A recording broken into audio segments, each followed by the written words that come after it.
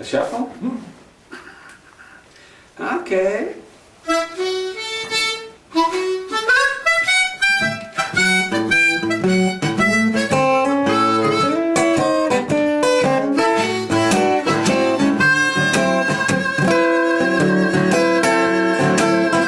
Poetry is my life, you know, and when I meet someone else for whom poetry is their life, we kind of share one life together, almost automatically, you know, and that's been Ken Brewer for me.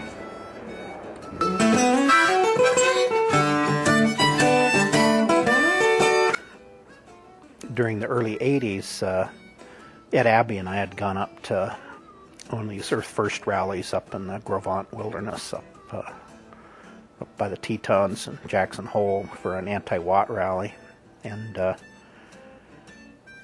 Ed had been up in Logan back circa 1970 or so, and he and Brewer got to be pretty good friends.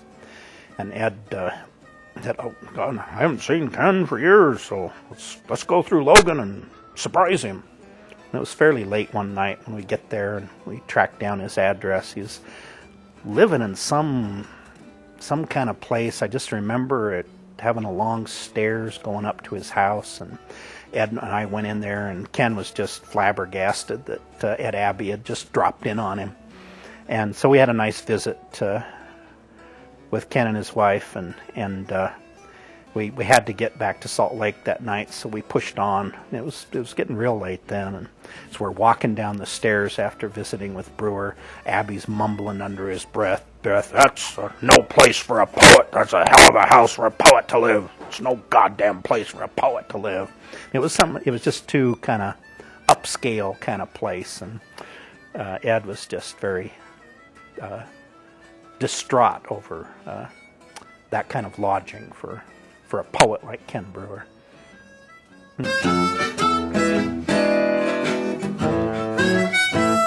She was my next door neighbor for quite a time, and I would sometimes stumble over to her house, and she would put together this really nice table of hors d'oeuvres, and usually loosen me up with a couple of whiskeys, and then we would proceed to devour the edibles on her table. And while we were sitting talking, her little dog Gus grabbed a whole hunk of cheese. It was select cheese, and the little dog proceeded to swallow that whole head of cheese, and then ran off and went upstairs to a bedroom to upchuck. I guess that's the end of the story. He's got his number one dog right by his side. Good dog Gus entertains me. Last night, when a wave of nausea surprised me right before dinner, I spent the rest of the evening in bed, my good dog Gus curled next to me as if to feel my stomach churn. Then he decided to entertain me. He started at the foot of the bed, scratching and pawing the sheets, his right forepaw kicked out on every third or fourth dig as if shoveling dirt aside from a cave-like burrow.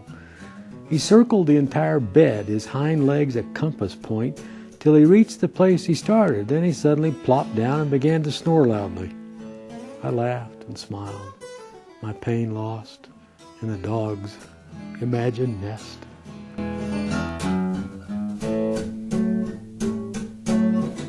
First got here, I was pretty much at the bottom of the faculty ladder. I was a visiting assistant professor,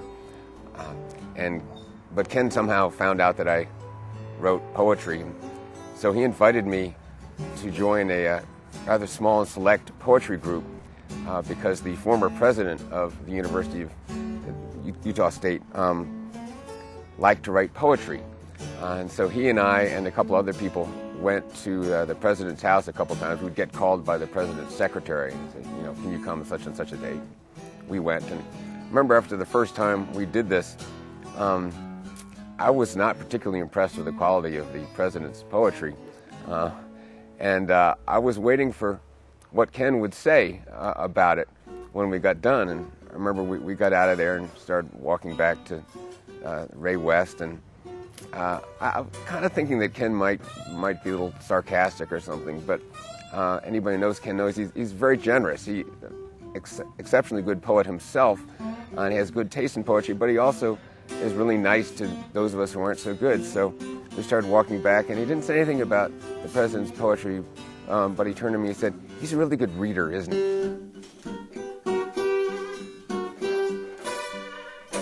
And my son Owen had just been born that summer. He was about 3 months old. And Owen was making his rounds in the party, being held by every wannabe and longingly was earlier a newborn mother. And Ken finally said, would Owen come to me? And we said, well, sure, yeah, I'm sure he would, because that's the way Owen was. And he took Owen in his arms, and they hit it off immediately. And probably within about 5 minutes, Owen was sound asleep. And Ken made his way to an easy chair, and he sat down. And of course, Ken was, full size then.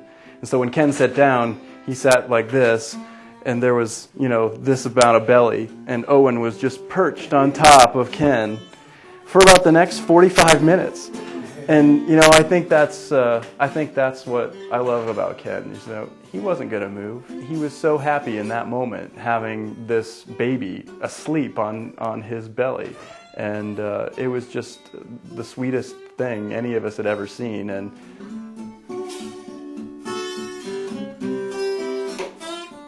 And with Ken Brewer, I am the co-poet laureate of 10th Street, Indianapolis, Indiana. And that is a reference to the fact that Ken and I both grew up on the same street in Indianapolis. A fact that I learned the first time I met Ken at Chapter 2 bookstore when I came here to give a reading when I was looking for a place to live after I had been hired by Utah State. And I had met him during the job interview process, but he came up and told this great story about growing up in Indianapolis, and we realized we had grown up on 10th Street. He grew up on East 10th Street, I grew up on West 10th Street, but I've always loved that connection.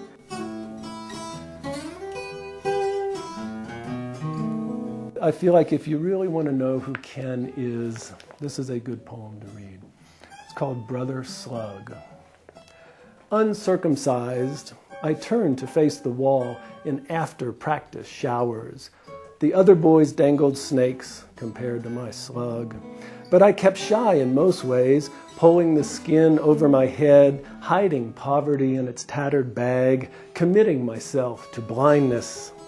Then a woman's hand coaxed me out of the back seat of a 57, coaxed me out in the back seat of a 57 Chevy. The convertible top popped like a bottle of Bud. In my mind, a banana slug the size of Portland glistened and slimed its slow way toward Salt Lake City. So I thank her now for teaching me how small things can grow, nurtured to attention in the otherwise dark. So thank you.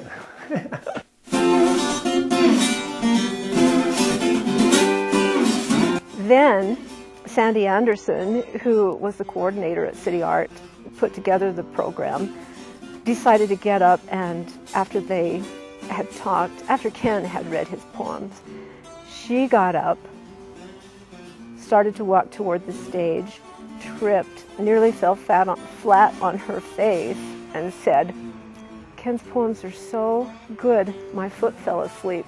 Kind of an innuendo of, about good sex. And we had a big party and reception after readings. Everybody drank quite a bit. And we stayed up all night and sang all the hymns anybody could remember. Oh, Katie Coles was there, and she grew up in a family that didn't go to all these churches, and I think she thought we were crazy, which we probably were. And we were on that 3 or 4 or 5 hour drive and in the car and talking, and he said, "So about that novel you're working on, there's just this one little thing that think you should change about that? And he'd always been so courtly and, as I said, big brotherly toward me. And so I was really surprised when he said, you know, it's about the sex scene. And I had this scene in which the main male character has just sort of succumbed to the advances of his ex-wife and has gone directly to confess to his new love. But before he has a chance to confess, she seduces him too, and so then right afterwards he has to confess to her. And this is their first time together with the new love. And Ken says, you know, most men, they wouldn't, especially at his age, because I was much younger than my characters, most men just wouldn't be able to do that with the guilt and everything. There's just something about that that doesn't ring true, and he was so delicate about it.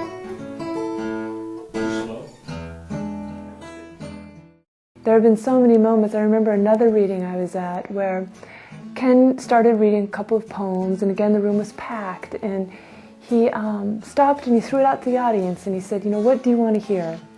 And the audience just started throwing out poems, titles, parts of poems. The one about the fish, the one about the man, the one about the woman trapped in the man's body, the one about the dog. And I was struck by the fact that his poetry had created this kind of common language, this shorthand that everybody knew and that everybody shared, and that he had built this community through his words. And to me that's amazing. That's the power of writing. What I really like to do is read in front of an audience. I don't like to just write and publish. You know, publishing is great, but what I like to do is read in front of an audience. But it's what a performer does, and I think any performer, anybody who does that, no matter what they're doing, music or dance or poetry or anything that you're doing in front of an audience, you feel what the audience is, how the audience is responding. You know when it's working or when it's not working. You know in the classroom too, don't you? You got that audience there, you're talking to them, and you suddenly realize, ooh, we just ought to quit right now and just walk out of the room. This just isn't going anywhere. And other times you're on a roll and you feel it, you know they're with you. So you do that. I think any performer does that. You know when it's working and when it's not. You understand, and each time is different. And each time you read a poem is different.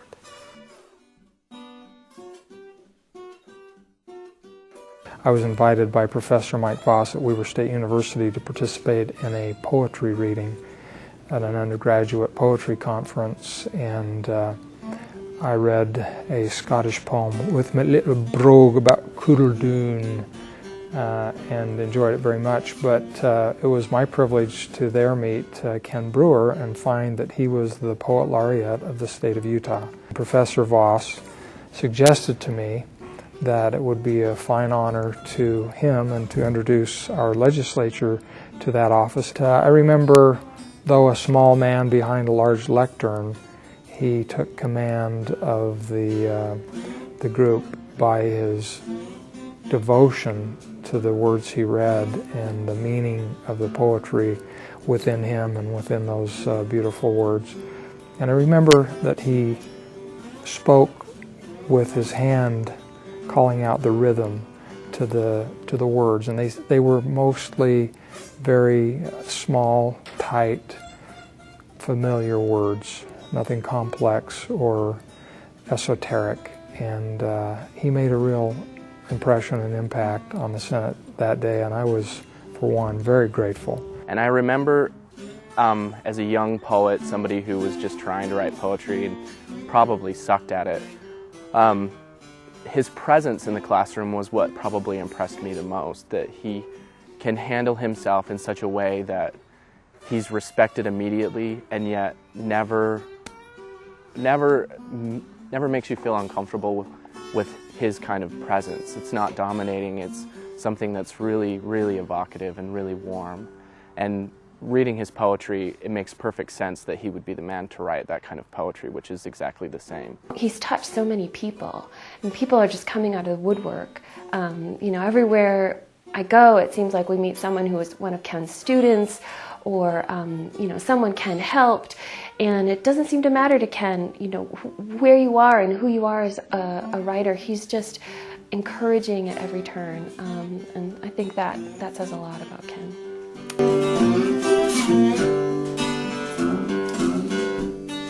Bobby was a smoker for a number of years, and many of us smoke, and so when she comes over to my house or we meet out on the patio or wherever at school, she will look around, look around, see if she can see Ken anywhere. And, well, don't tell Ken, but let me have a drag of that. Or, oh, he's not coming, so let me have a cigarette.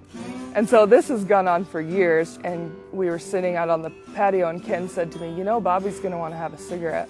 And I didn't know what to do, and I said, well, yeah, she probably will. I don't know, And he says, I know about it.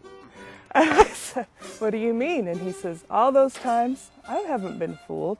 I know exactly what's been going on. So all these years he's known, and he hasn't said anything because he loves Bobby so much. And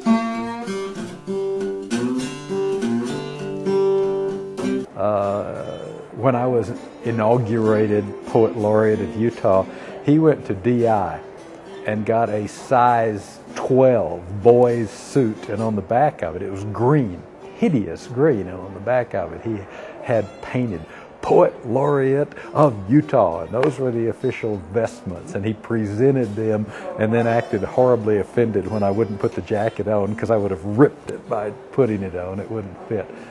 I've become known as a reader of Ken's poems, and I like to read them as Ken.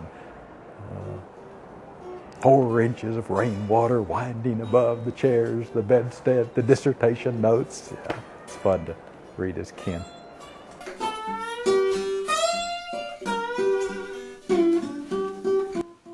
I measure my life in friends, and I am humbled by the numbers, the quality, the style, path, policy, and grace.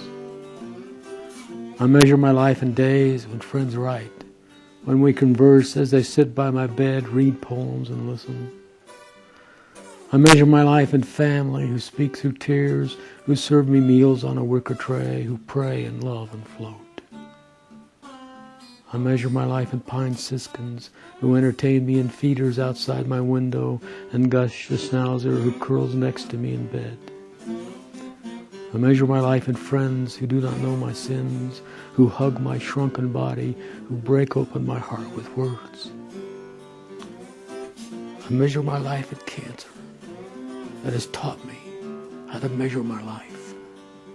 That's the thing that really has positively struck me about him is, number one, he is primarily human, a human being. Not all humans are human, or haven't you noticed that? Hi, Grandpa. Oh, that's where you get that from. And poetry is not just poetry. Poetry is not just words, and that's the other thing that constantly, there are very few people that it resonates to that degree with, because for many people, poetry is simply something you write down, Kind of this real nice kind of back and forth breathing, that knowing him and is always been for me, Very comfortable, very nice,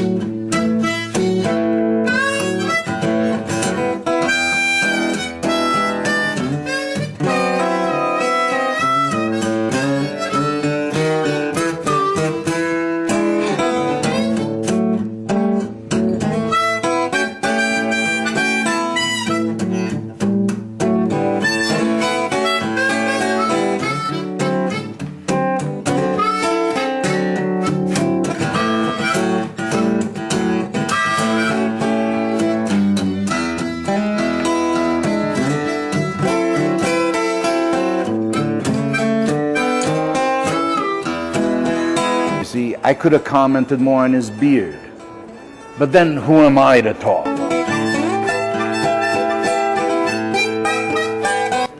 And you want me looking at the camera? Be like you're talking to us. Thank you, and we've been talking a lot about this whole taping project, and we've come to think that it maybe didn't work too well because it's not in a triptych structure.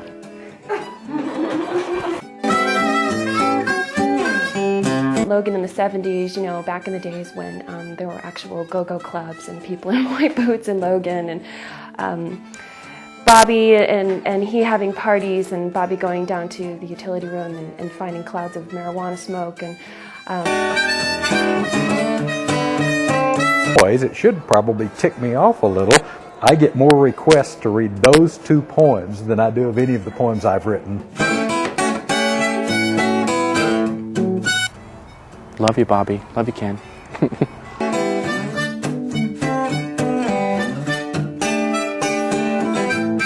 There. Drop it.